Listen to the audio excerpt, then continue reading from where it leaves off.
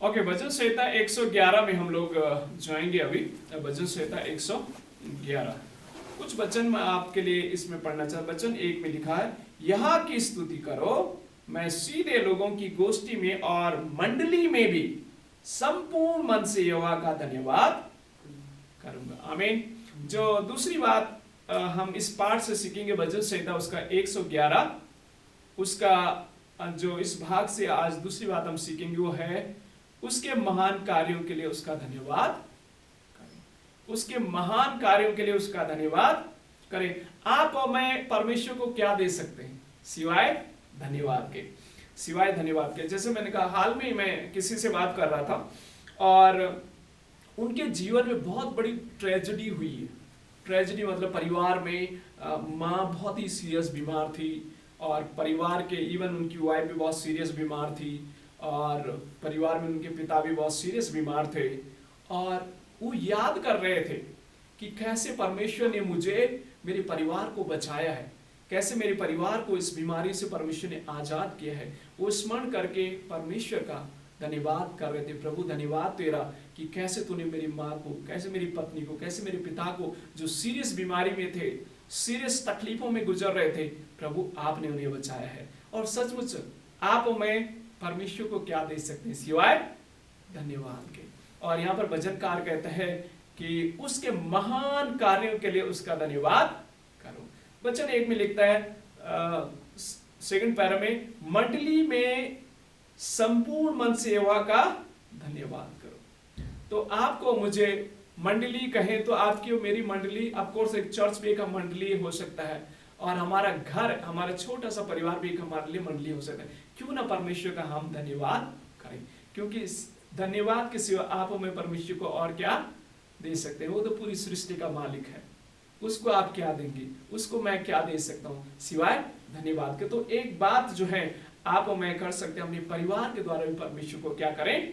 धन्यवाद करें। कलीसिया के द्वारा भी परमेश्वर का धन्यवाद करें। तो ये बात आप और मैं कर सकते हैं, जैसे वचनकार कहते हैं। वचन 2 में लिखा, यहोवा के काम बड़े हैं, जितने उनसे प्रसन्न रहते हैं वह उन पर ध्यान लगाते हैं। और वचन 3 में लिखा, उसके काम वैभवशाली ऐश्वर्य में होते हैं और उसका धर्म सदा तक बना रहेगा।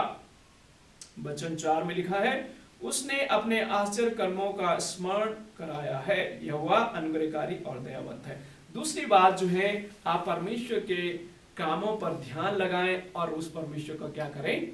धन्यवाद। आप थोड़ा मेरे साथ देखें, इस पूरी सृष्टि को आप देखें। जब आप कहीं विजिट में जाते हैं, जब आप बाहर आउटिंग के लिए जाते हैं, जब आप सृष्टि को देखते हैं, थोड़ा देर उसमें मनन करते हैं, पेड़ों को देखते हैं, चट्टानों को देखते हैं, सूर्य को देखते हैं, चंद्रमा को देखते हैं, इस ब्रह्मांड को देखते हैं, उन जीव जंतुओं को देखते हैं, परमेश्वर का बड़े बड़े काम उस परमेश्वर ने जी किए हैं। उस परमेश्वर का आपको मैं धन्यवाद, क्योंकि परमेश्वर ही है जिस पूरी सृष्टि को चलाने वाला परमेश्वर है। कितना महान परमेश्वर है। आज साइंटिस्ट या वैज्ञानिक स्कॉलर्स किस चीज को डिस्कवर करते हुए नई न्यूज बन जाती है ना? है ना? न्यूज मीडिया में आप देखते हैं एक नई न्यूज, लेटेस्ट न्यूज। आपके लिए, मेरे लिए, इस दुनिया के लिए लेटेस्ट न्यूज है, लेकिन सृष्टिकर्ता परमेश्वर के लिए क्या है? वो तो सृष्टि करता है, उसके लिए क्या न्यूज है? उसके लिए तो पूरी दुनिया जो उसने अपने हाथों से बनाई है, उसके लिए बहुत पुरानी है वो सब चीजें। ये आपके लिए, मेरे लिए न्यू हो सकती है जब आप में उसे देखते हैं। क्यों ना उस परमेश्वर का धन्यवाद करें? हर एक चीजों के लिए परमेश्वर का धन्यवाद करें। इस सृष्टि के लिए धन्यवाद करें, इस सृष्टि में रहने वाले जीव जंतुओं के लिए धन्यवाद करें, इस पूरे ब्रह्मांड के लिए धन्यवाद करें, हर चीजों के लिए परमेश्वर को धन्यवाद करें, उसके कार्यों के लिए परमेश्वर का धन्यवाद करें। भजनकार वचन 5 और 6 में इस प्रकार से कहता है, उसने अपने डरबों को आहार दिया है, वह अपनी वाचा को सदा तक स्मरण रखेगा। उसने अपनी प्रजा को जाति जाति का भाग देने के लिए अपने कामों का प्रताप दिखाया है। अगली बातों के लिए जो आप परमेश्वर का धन्यवाद है, परमेश्वर जो है हमें आहार देने वाला परमेश्वर। आप मैं बोते तो हैं, लेकिन उस जमीन के अंदर क्या क्या चीजें होती हैं ये सब परमेश्वर ही जानता है। उस बीज को कैसा परमेश्वर जीवन देता है, कैसे उसे बढ़ाता है, कैसे ये फलवंत होती है, कैसे फिर हम तक पहुंचती है, प्रोसेस है उसका। क्यों ना परमेश्वर का धन्यवाद करें आहार के लिए, भोजन के लिए जो परमेश्वर हमें देता है। परमेश्वर जब इजरायली लोग मरुभूमि में होकर के गुजर रहे थे, परमेश्वर ने इजरायली को क्या दिया? स्वर्गीय भोजन दिया। परमेश्वर जो है आपके लिए, मेरे लिए इंतजाम करने वाला परमेश्वर है। प्रभु कहते हैं उन पक्षियों को देखो, वो न बोते हैं न काटते हैं, क्यों तुम चिंता करते हो? क्या तुम उससे भी बढ़कर के नहीं हो? प्रभु हमारी चिंता करता है, प्रभु हमें आहार देता है। वचनकार कहता है इसके लिए भी परमेश्वर का धन्यवाद करो। 7 और 9 वचन जब आप पढ़ेंगे, 7 से लेकर 9 वचन, सच्चाई और न्याय उसके हाथों के काम है, उसके सब उपदेश विश्वास योग्य हैं, वह सदा सर्वदा अटल रहेंगे, वह सच्चाई और सीधाई से किए हुए हैं। उसने अपनी प्रजा का उद्धार किया है, उसने अपनी वाचा को सदा के लिए ठहराया है, उसका नाम पवित्र और भय योग्य है। अगली बातों के लिए जो आप हमें परमेश्वर का धन्यवाद दे सकते हैं, उसकी सच्चाई और उसके न्याय के कामों के लिए परमेश्वर का धन्यवाद। परमेश्वर सच्चा है, परमेश्वर विश्वास योग्य है, उसका धन्यवाद करें, क्योंकि हर एक व्यक्ति का न्याय कौन करता है? परमेश्वर करता है। जब आप नीति वचन पढ़ते हैं, उसका 5 अध्याय और 21 वचन में ये लिखा हुआ है कि परमेश्वर हर एक मनुष्य के मार्ग को, उसके कामों को क्या कर रहा है? जांचता है, परखता है, और उसके अनुसार परमेश्वर क्या करता है? न्याय भी देता है।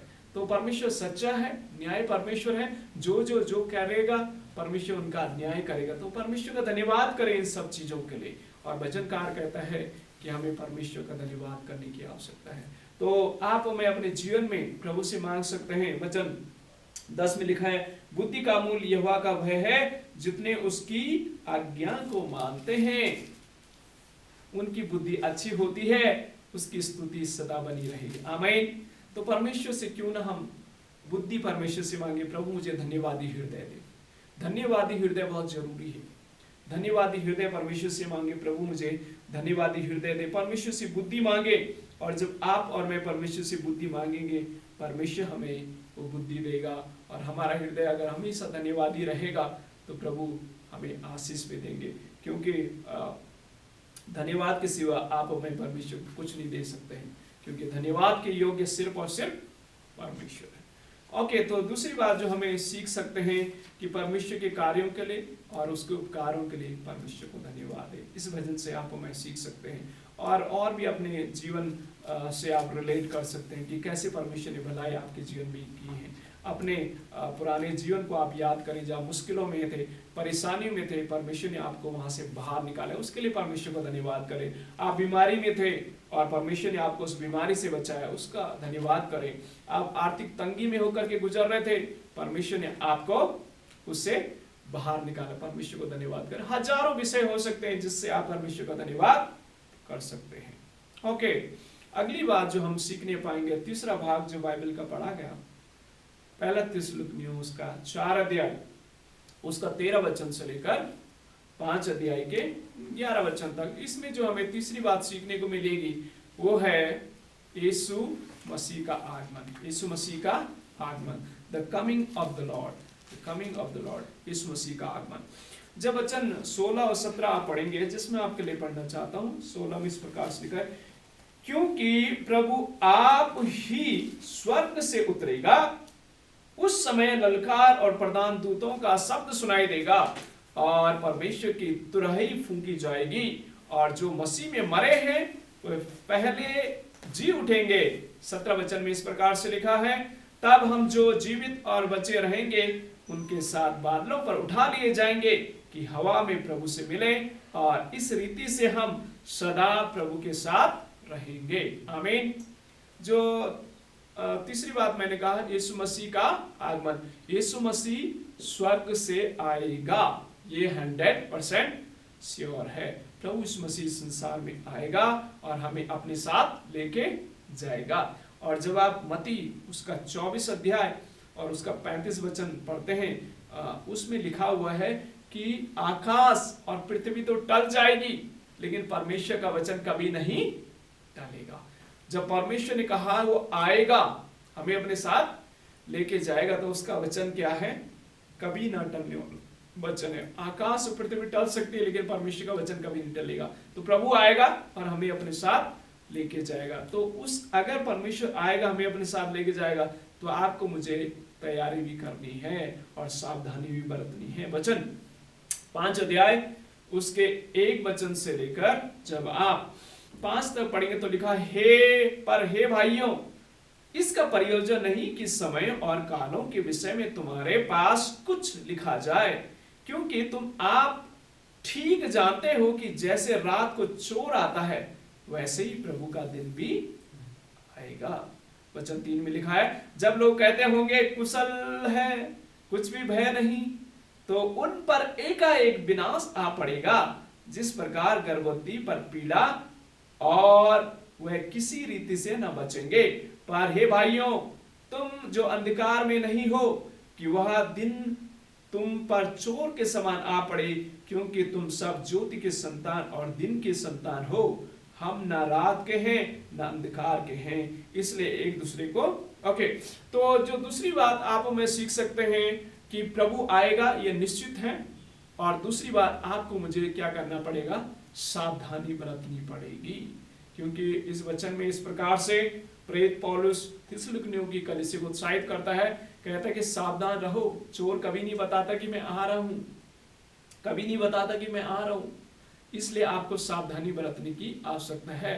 और कहता है कि प्रभु यीशु मसीह का आगमन भी ऐसा ही होगा, पता नहीं चलेगा, आपको लगेगा सब बढ़िया चल रहा है, लेकिन ऑल ऑफ सडन प्रभु आ जाएगा।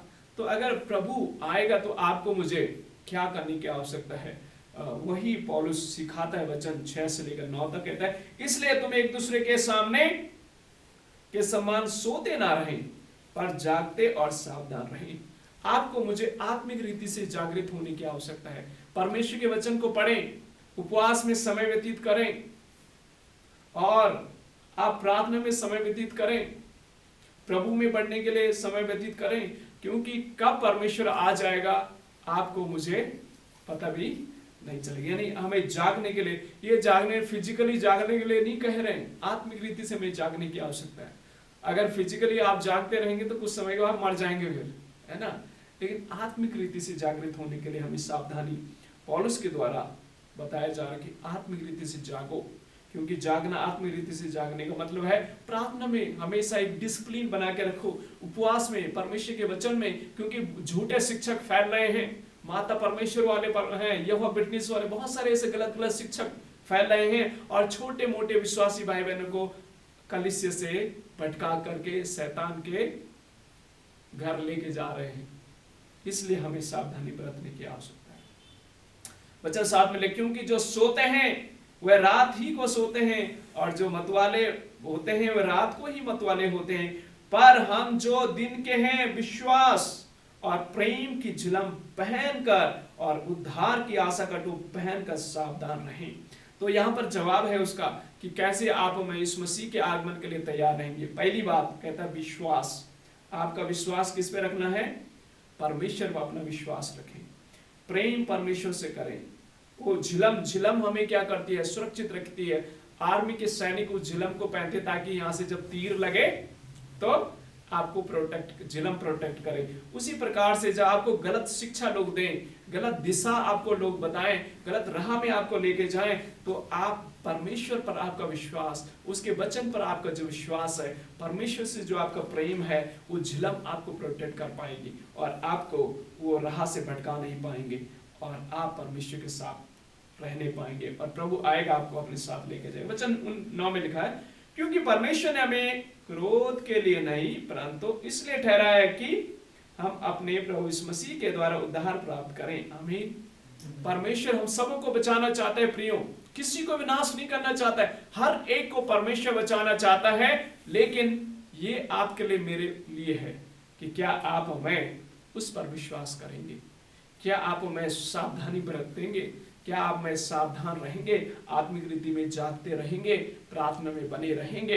अगर आप में प्रार्थना में कमजोर हो गए तो हमारे लिए चेतावनी है कि हमें क्या करना है, प्रार्थना में फिर से सावधानी बरतनी है। प्रार्थना में, आत्मिक जीवन में, वचन में, विश्वास में, परमेश्वर के साथ जो आपका पहला सा प्रेम है, स्मरण करें उसे, याद करें उस प्रेम को, जब आप प्रभु में आए, आप अधिक से अधिक वचन पढ़ते थे, आप अधिक से अधिक प्रार्थना करते थे, आप उपवास करते थे, वो प्रेम आपने खो दिया है। फिर से सावधानी बरतें, फिर से उस प्रेम को पिता परमेश्वर के साथ स्थापित करें और प्रभु आएगा, अपने साथ आपको लेके जाएगा। वचन 10 में लिखा है, वह हमारे लिए इस कारण मरा कि हम चाहे जागते हों चाहे सोते हों, सब मिलकर उसी के साथ जिए। आमीन। ये प्रियो, ये हमारे लिए एक आशा है, ये हमारे लिए आशा। मर भी अगर जाएं इस दुनिया में, पिता परमेश्वर प्रभु यीशु हमें अपने साथ लेके जाएंगे, हम उनके साथ रहेंगे, मरे या जिए मसीह के साथ रहेंगे। ये आशा, ये विश्वास, ये भरोसा हमारा प्रभु पर है। प्रभु आएगा, हमें अपने साथ लेके जाए। अगर हम शरीर में होंगे, शरीर में लेके जाएगा, मर भी गए होंगे फिर भी अपने साथ हमें लेके जाएगा। लेकिन बशर्ते ये है, क्या आप में सावधान है, आत्मिक रीति से सावधानी बरतना जरूरी है। और अगर हम सावधानी बरतेंगे तो प्रभु निश्चित हमें आशीष देगा। और आप अपने जीवन में इस चीज को सिर्फ अपने लिए ही नहीं, दूसरे भाई बहनों को उत्साहित करें। वचन 10 में लिखा, वह हमारे लिए इस कारण मरा कि हम जागते रहें। और 11 वचन, इस कारण एक दूसरे को शांति दो, एक दूसरे की उन्नति का कारण बनो, जैसे कि तुम करते भी हो। पौलुस यहाँ पर कलीसिया को उत्साहित कर रहा है कि आपको मसीह भाई बहन जो कमजोर हैं उनको भी उत्साहित करो, उन्हें भी जागृत करो, उन्हें भी सावधान करो, उन्हें भी सही शिक्षा दो, ताकि प्रभु में बढ़ सके। और प्रभु जब आएगा उनको भी अपने साथ लेके जाएगा। तो इस सावधानी हमें बरतने की आवश्यकता है और दूसरों को उत्साहित करने की भी हमें जरूरत है।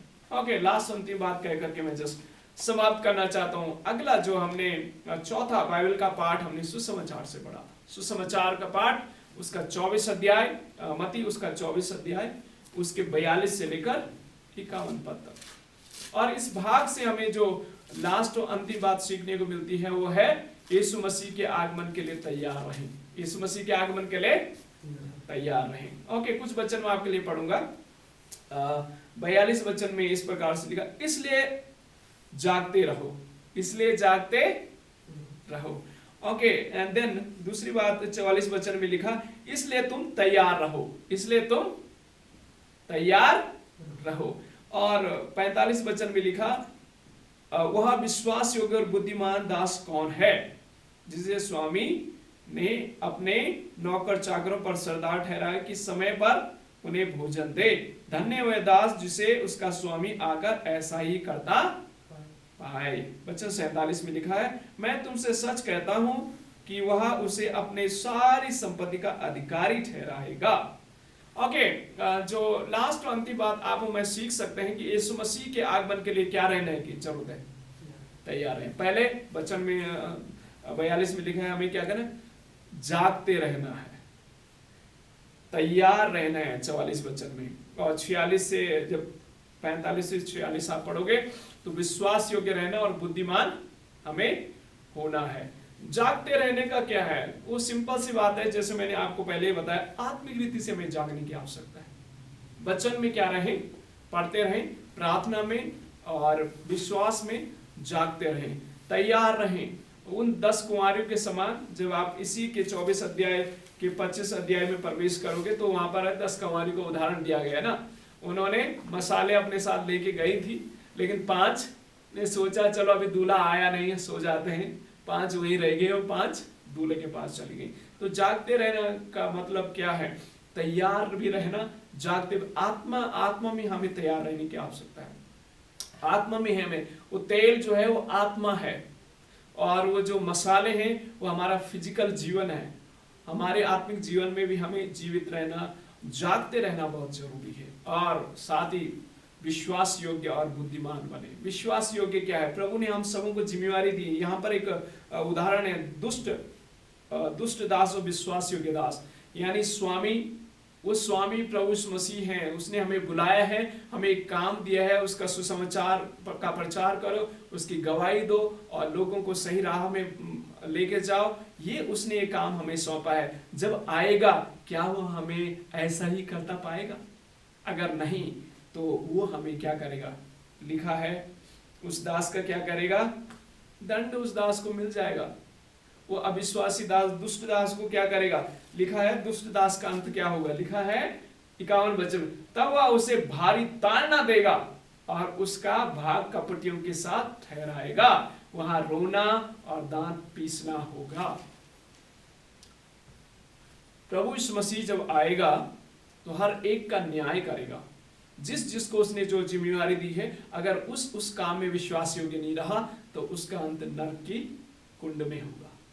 नरक में वो चला जाएगा, वहां पर हमेशा हमेशा के लिए दुख और कष्टों में उसका जीवन रहेगा। लेकिन मेरे प्रियो, आपके लिए मेरे लिए एक चेतावनी भी है। परमेश्वर हमें कह रहा है कि विश्वास योग्य हमें बनना है, जागते रहना है, तैयार रहना है और विश्वास योग्य और बुद्धिमान बनना है। मेरे प्रियो, हर एक को परमेश्वर ने अलग अलग दानों वरदान दिया, उसके अनुसार ही उससे न्याय लेगा। फादर सुनील को जो उसने दान वरदान दिया है उसके अनुसार ही वो उससे न्याय लेगा। हर एक को उसने कुछ काम दिया है, वो गुण दिया है, वो आत्मा में आपके अंदर योग्यता, वो क्षमता, वो गुण परमेश्वर ने रखा है। तो जो जो गुण आपके अंदर रखा है उसी गुण के अनुसार, उसी योग्यता के अनुसार, उसी गिफ्ट के अनुसार परमेश्वर आपसे लेखा लेगा। और अगर आप विश्वास योग्य पाए गए तो आप हमें अनंत जीवन के लिए उसके संग रहने पाएंगे। लेकिन अगर आप हमें विश्वास योग्य नहीं रहा तो अनंत नरक के लिए हम लोग क्या हो जाएंगे, समाप्त हो जाएंगे। तो हमने आज 4 बातें सीखी। हमारा विषय था हम आने वाले युग की जीवन की प्रतीक्षा करिए, हमारा विषय था। और पहली बात हमने सीखी, नया आकाश और नई पृथ्वी की प्रतिज्ञा परमेश्वर ने हमारे लिए की है। दूसरी बात हमने सीखी, उसके महान कार्यों के लिए उसका धन्यवाद करें। और तीसरी बात हमने सीखी, यीशु मसीह का आगमन, यीशु मसीह आएगा तो उसके लिए आपको मुझे सावधानी बरतनी है और तैयार रहना है। और चौथी बात हमने सीखा, यीशु मसीह के आगमन के लिए तैयार रहें, यीशु मसीह के आगमन के लिए तैयार रहें। आइए अपने स्थानों में खड़े हो जाएं और प्रभु से कहें, प्रभु आप उस नए आकाश, नई पृथ्वी जिसकी आप सृष्टि करने जा रहे हैं प्रभु, उसमें मैं विश्वास योग्य पाया जाऊं कि आपके संग वहां रहने पाऊं। और प्रभु हमारी मदद करेगा, परमेश्वर हमारी सहायता करेगा कि उस जीवन में हम प्रवेश करने पाए। उस दुनिया में कितनी खूबसूरत दुनिया होगी, वहां हमारी सोच विचार अच्छे होंगे, हर्ष और मग्न के साथ रहेंगे, रोना पीना नहीं होगा, रोना पीटना नहीं होगा। हजारों वर्ष तक हम परमेश्वर के साथ रहेंगे। वहां पर जो मेहनत करेंगे उसका प्रतिफल हमें मिलेगा। और परमेश्वर जो है हमें साथ ही वहां पर जो हम प्रार्थना परमेश्वर से करेंगे वो प्रार्थना हमारी सुनेगा परमेश्वर। और वहां पर जानवरों में यानी पूरी सृष्टि में एक संतुलन, प्रेम का संतुलन, प्रेम का वातावरण होगा। प्रभु हम धन्यवाद करते हैं कि इस वचन के द्वारा आपने हमें जो शिक्षा दी, इस वचन के द्वारा 100 गुना प्रतिफल हमारे जीवन में आए, आत्मिक रीति से हम जागृत रहें प्रभु, विश्वास योग्य दास बने, ताकि अनंत जीवन में हम आपके साथ प्रवेश करने पाए। यीशु के नाम से हम प्रार्थना मांगते हैं, आमीन। इसको बंद